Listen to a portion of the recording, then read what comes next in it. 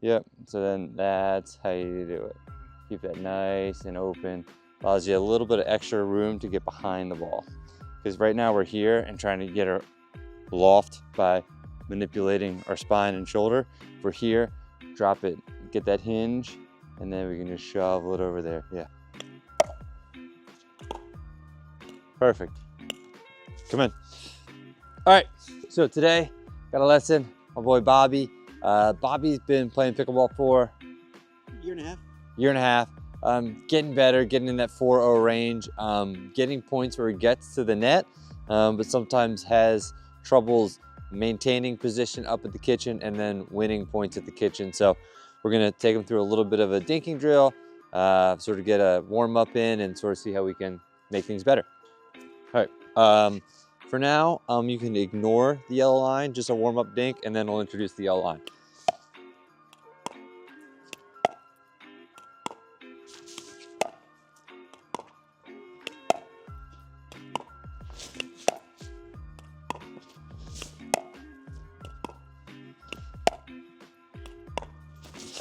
Oh, got me good.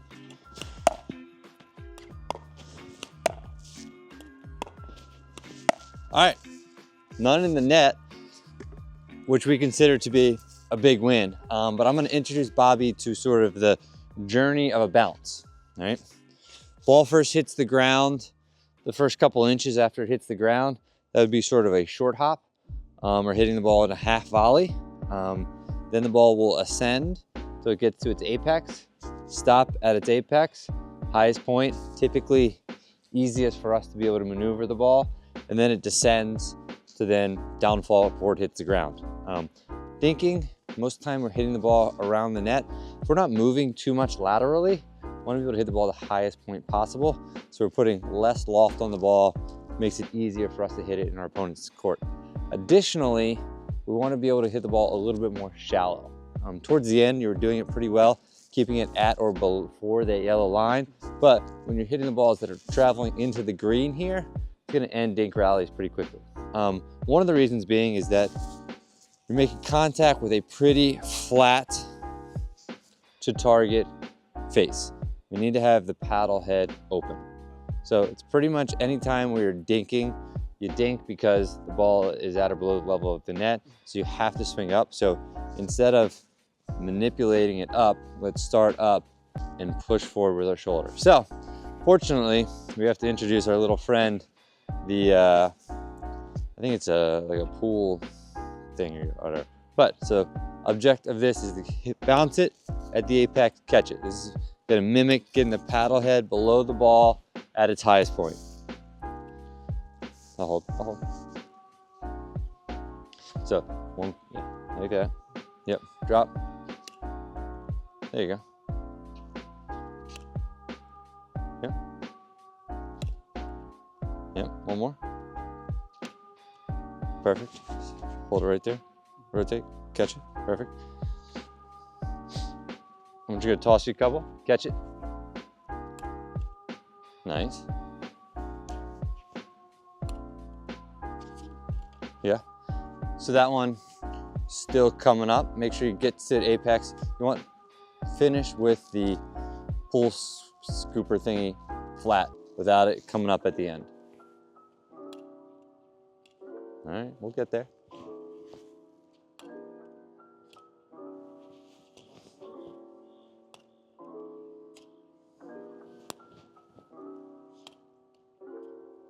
Better. Nice. So ball's still bouncing and you're trying to get under it while it's coming up. Let it get to that peak and then catch under it. Better. All right, one more. Not bad. Do the same thing, but with our paddle, so we can get a regular grip. If you don't have one of these things, feel free. Use your paddle. So just gonna toss it up. Fewer bounces that we hear, the better. Nice.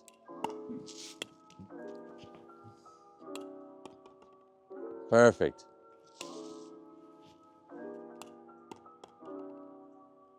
Yep. And even this motion where you're throwing it back to me, that's the motion of the dink.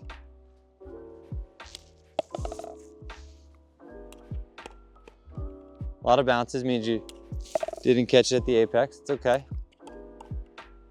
Nice. Make sense? So we're gonna do that. May require some additional footwork. May need to take a step in, but a lot of times you have a little bit more time. You don't need to rush that step in. So the ball's bouncing here. I don't need to step in and hit it off the half volley. I can stay back here and hit it and just reach in like that. So we're not catching it, we're just hitting it. Our goal, your goal, is to get it to land on this fake yellow line. All right?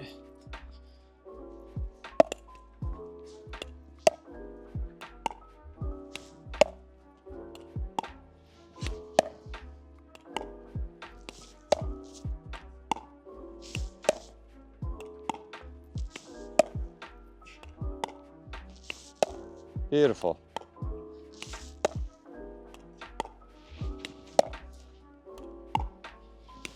None are going past the kitchen.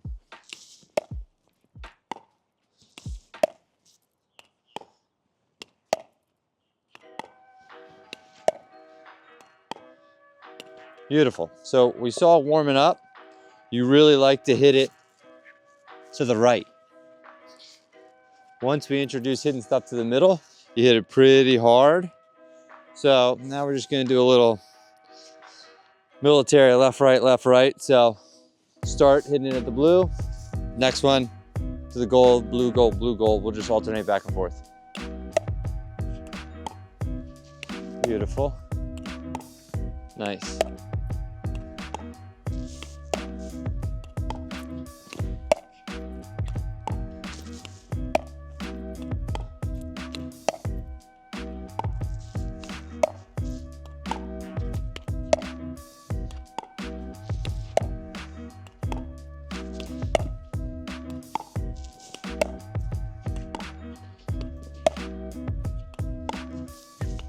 Wow, right on the target, my guy.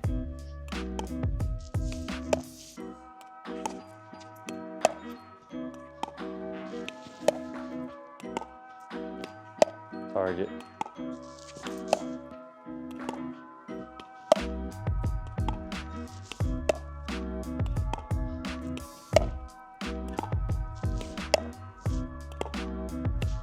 So, same principle there, just take him out of the air. All right. Paddle head open.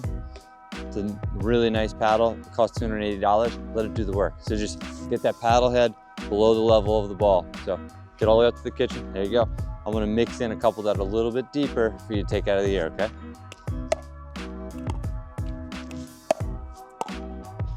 Yep. Yep. Right on, beautiful. Nice shot, buddy.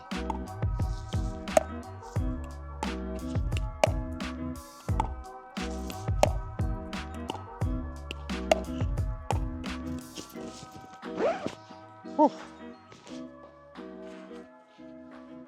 Getting toasty out here.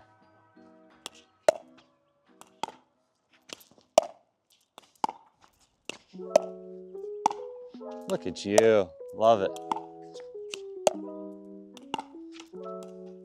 Is that your first miss? Yeah.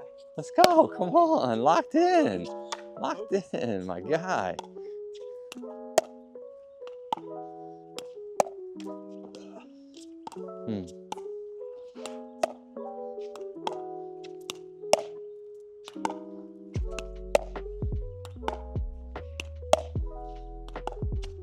It's all right, it's all right. So typically want to be hitting balls that bounce in front of our body with our forehand. So you know, take a step back or just here, a lot more ability to maneuver the ball, go in different directions than backhand. We're pretty much just going, oh, hope it goes in. So if it bounces between our legs, probably gonna hit more forehands than backhands.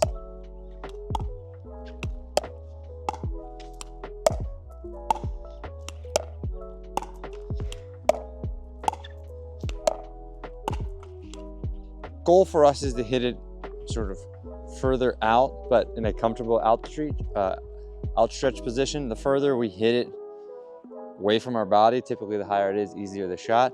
Don't want to be all the way over here, but you're a little bit straight. So let's just lean in and shift. So probably can get a little bit wider with our stance, get our toes just slightly splayed out, and then we want to get our shoulders over top of our knees and our knees over top of our shoulders, so we can easily just reach out to take those balls, as opposed to we were pretty stiff and going here. So just a little bit of a shift each direction.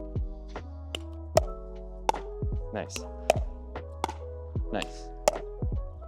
Nice. It's okay. Good adjustment.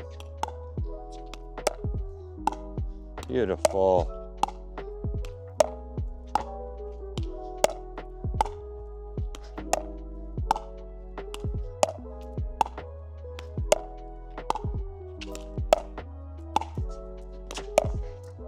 Ah, look at you. Let's go.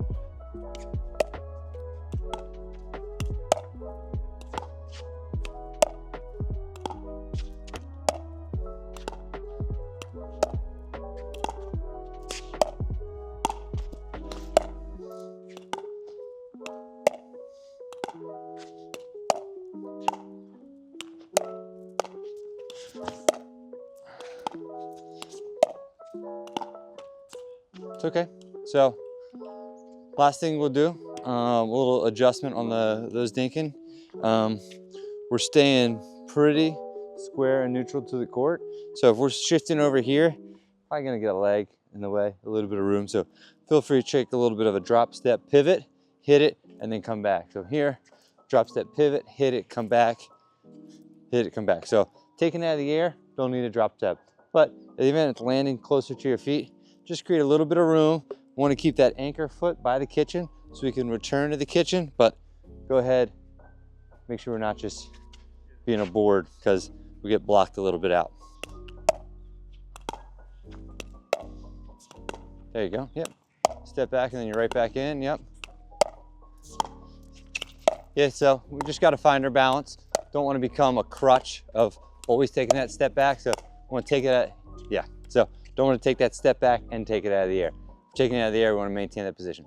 Just going to take us a lot of reps to sort of figure out what is a out of the air ball or a step back ball. Good. Yep. Yeah, nice and relaxed. Beautiful.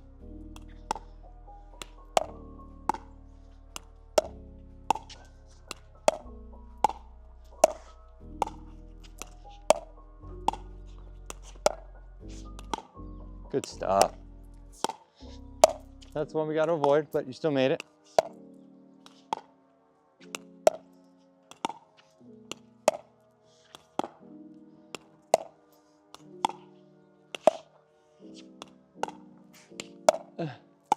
Nice.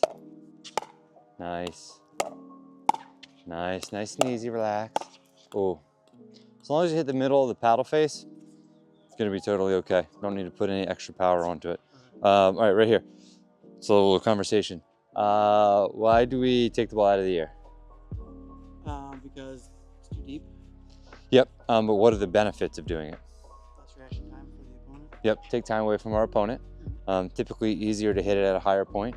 So taking a ball out of the air here versus letting it bounce there, gonna be hitting it at a higher point.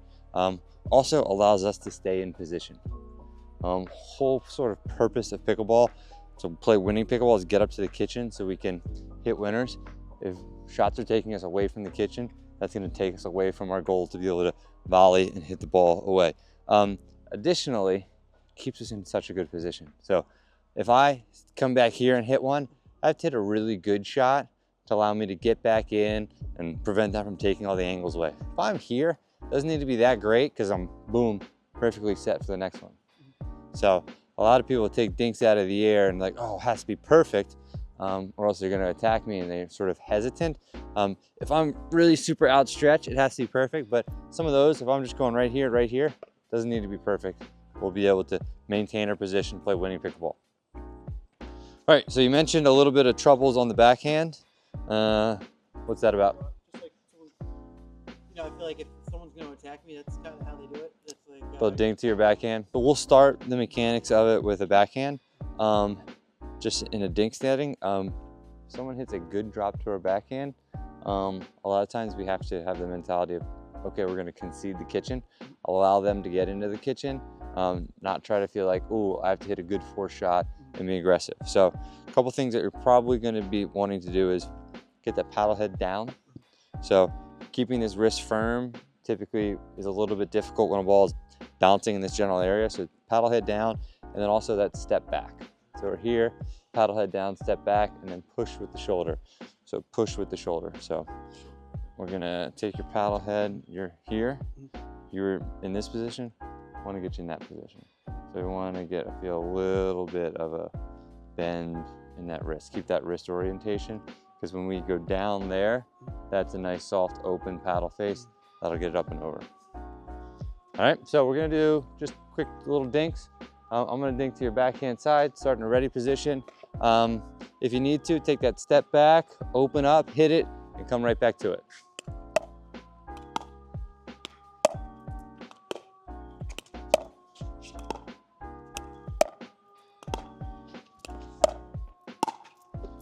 Woo, good shot.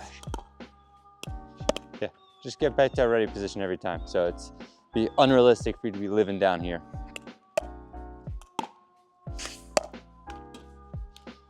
Can't teach with your phone in your pocket, you hit your phone. Keep this sort of yellow marker as a guide, because if you're able to have it bounce at the yellow marker or within the net, no one's gonna be able to poach that, you know?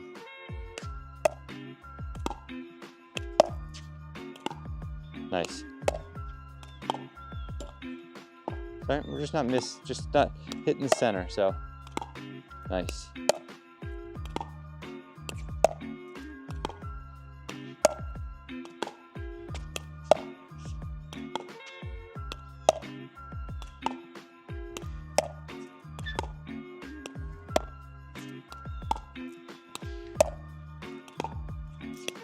Nice. Pretty. Look at you.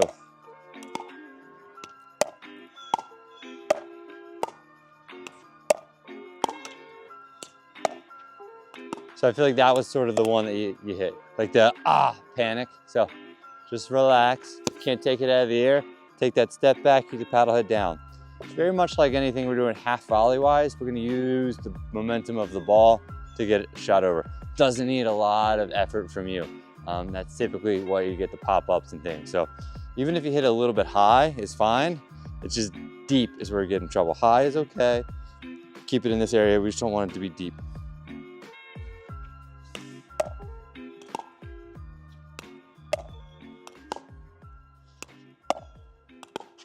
Nice. Nice. Beauty. Good.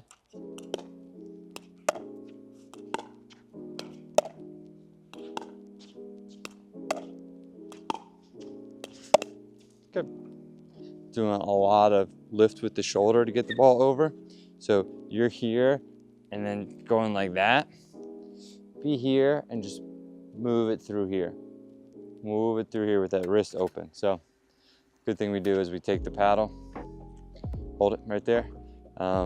Make the paddle face your face. Yeah, so that's what you do when you're out on the forehand side. All right, make the back of the paddle face your face. Yeah, don't keep it normal grip. All right, and then go. Yeah, so that is where we want to be. So give me our left foot there. Yep, so then that's how you do it. Keep that nice and open. Allows you a little bit of extra room to get behind the ball. Because right now we're here and trying to get our loft by manipulating our spine and shoulder. If we're here, drop it, get that hinge, and then we can just shovel it over there. Yeah. Nice and open. Nice. Nice. Good. It's okay.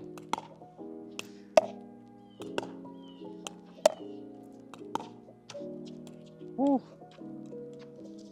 All right, I'm gonna just hit you some drops to that targeted location. Let's see how you handle them.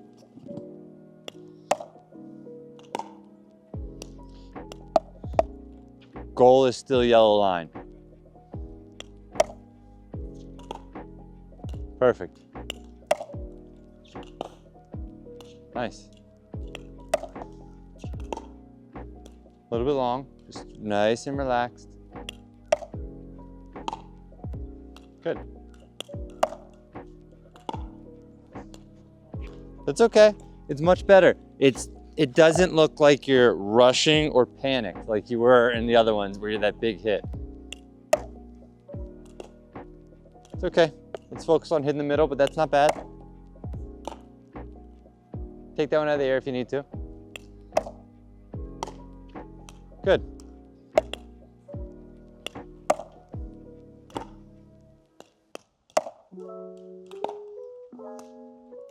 Anybody gonna attack that? No. He said no. For you, those at home, Bobby said no. No attacks. All right, we'll get a couple more. Beauty. Ah! Perfect. I think we just need to get a lot of reps on it. But I think that is going to be the key. Getting that paddle head down, create a little bit of room, and just being relaxed, accepting that they hit it. Now, if I hit a high one like this, yeah, there you go. Keep it back. But if I hit a good one, perfect. Let's do that again. I come in, I hit this one. Out. Ball stays below the level of the net. Oh, Bobo. That's the one. Just nice and relaxed, get behind it. It's okay.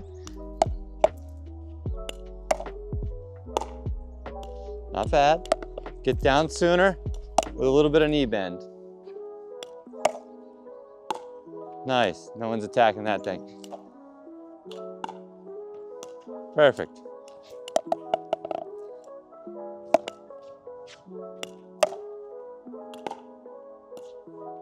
I like it.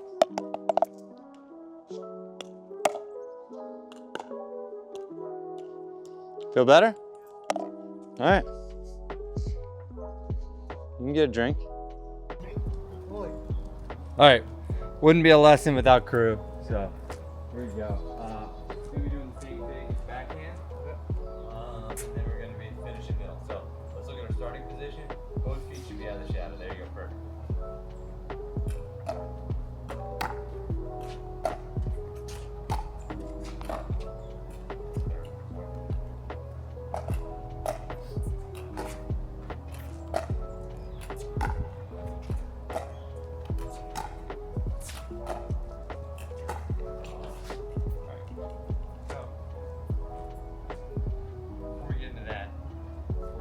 Backhand Dink. So, put this up here, a little wider. We're Dinking, going here, and so, home, paddle open, cross, open, cross. I want to be able to hit 3 balls. So, paddle's here, hit it, hit it, hit it. Right now we're here, trying to flick it and open. We have no consistency, so we're here, moving that through. Bend, get a little weight in that left knee. So we're here on the left side, pull across. Here on the left side, pull across. Right? We want to keep that face open. Yeah. So, because pickleball paddles have no strings, this ball is plastic, it's cold, we got a net that's... Where did you find this? He normally hates tennis balls. So, we need to be able to have the paddle on the plane towards the target longer. Okay. So we can't be scooping under and trying to hope that the strings of the racket catch the ball. Instead, we got to be locked out here to the target, locked out here to the target, locked out here to the target. So you got to get it open here. You're just in this motion the whole time.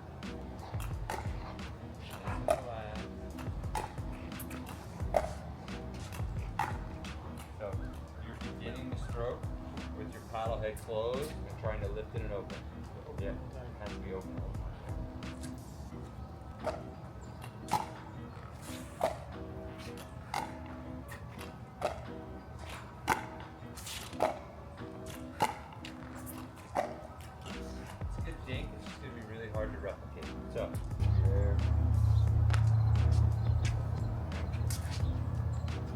going to be here the entire time.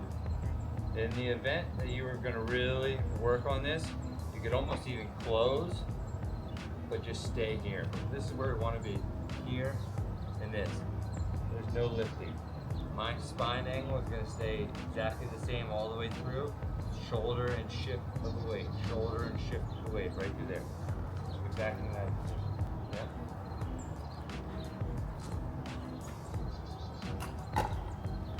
Not bad. See at the end, you're like this.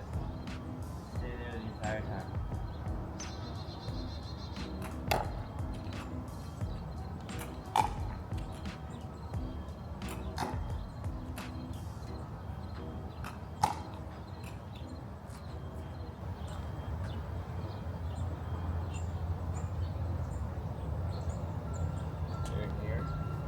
Possibly the ball above, unless you're finding the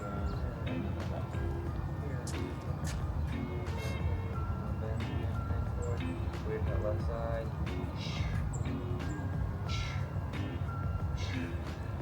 This is the weakness right here.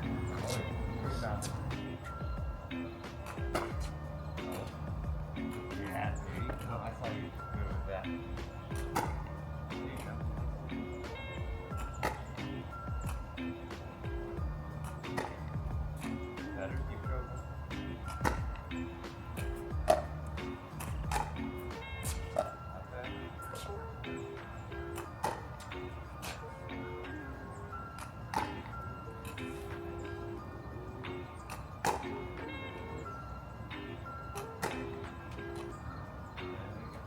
Relax the arm a little bit back. So, a little bend at the elbow.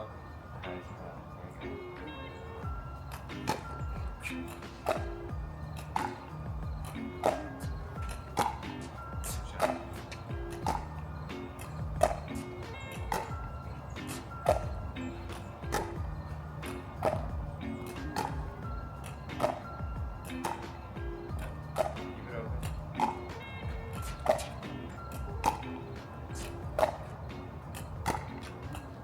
All right, so while we were away, Bobby brought up getting beat in the middle a good bit, and an understanding of whose ball is who. I did say that we're going to be playing the middle based on where the ball is on our opponent's side of the court. So in the event that the ball is over in this quadrant, Bobby Crosscourt will be the one pinching and covering middle. Things flip-flop, the ball's over here, Bobby's covering line, his partner's going to be covering middle. That all said, I would say I want the prevailing habit to be condensing middle, take that option away rather than being outside wide on our flanks. Biggest mistake we see is when people are dinking cross court is they tend to drift to the sideline, feel like they can be more accurate in their dinks. However, that takes away any positional pressure you put on your opponent. They can hit a super easy dink return. So no matter how good your dink is cross court, you've given them a sea of blue to hit the ball into. Not going to be the case if you pinch middle. Additionally, you're unable to cover middle in a cross court scenario if you push yourself super wide. So what we're going to do right now is we're just going to be dinking cross court. Bobby's going to go forehand to my forehand. He's going to maintain a position that's pinched slightly more middle. In the event I speed it up, he's going to flush the middle out with a backhand put away. Look at Bobby getting those dinks landing short. Perfect, you're right there. So left foot has drifted back. Get all the way up there. Yeah, that's right. So you can go half step that way. Perfect. Yep. But maintain position up at that line. Nice. Great dink over there. Nice. A little bit higher one. Dude. Thanks for coming. Perfect dink, shallow. Nice. A little bit higher one. I'm right there. Woo! Weren't there for that one. All right.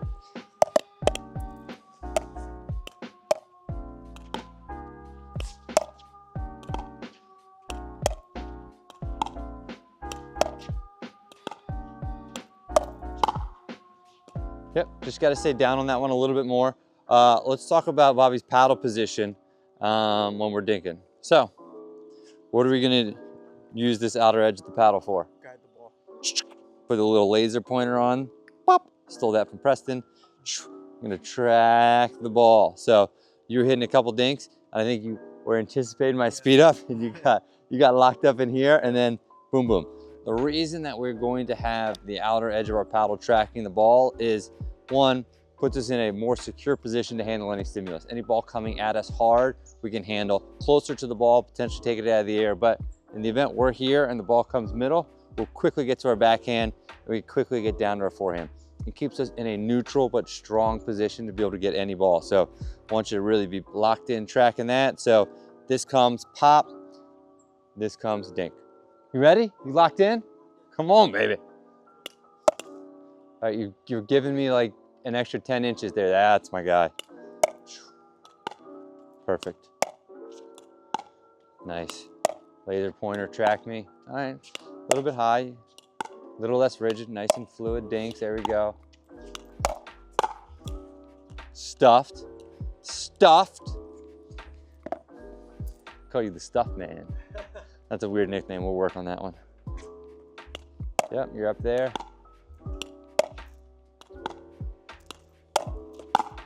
Woo! I think in honor of our the late great Dikembe Mutombo, give me one of the, yeah, no.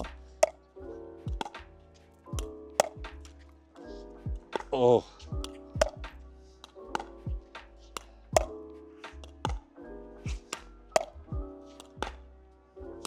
All right, get to that apex and put a nice little, there you go. Beautiful. Boom. Stuffy.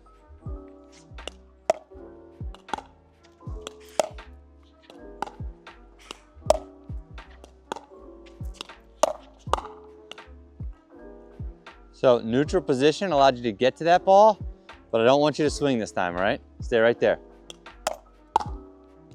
I don't want you to swing this time. No, don't swing. Let it go.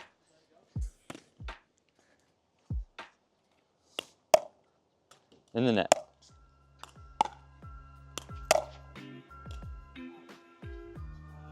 That's why we stay here, so we can take any stimulus down the middle. But no, any ball that's hit hard at our right hip, right shoulder, it's going out.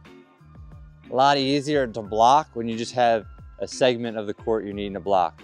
When you feel like you're covering everything, makes it a little bit difficult. But no, anything hit hard, outer hip, cross court, let it go. So all you're worried about is below the waist on the forehand side, any stimulus hard, down the middle that you're gonna block, right? Have you ever tried a two-hand counter? So this could be interesting. So, yeah, we're gonna two-hand the grip. We're gonna actually put our index finger on our left hand there. Yep, boom. And then we're just gonna over. Yeah, it's just gonna be a little bit higher of a motion than you typically would have. Almost got the top of it. Close. Keep those. Bonus sort of tip. When you're hitting anything in pickleball, you pretty much want to have two contact points with the ground, left foot, right foot. So don't want to be coming out. So am I like, am I turning or am I just ripping it from? All four rotational and forward rotation. Okay. Close. Boom. Close.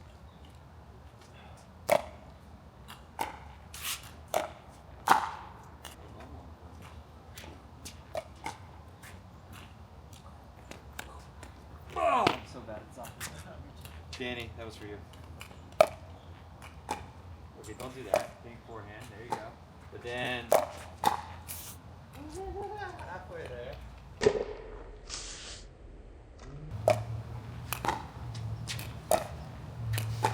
Give me the laser pointer. Nice, let that dink out of the air. Let's go.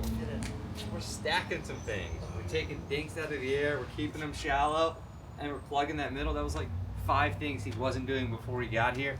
Doing now.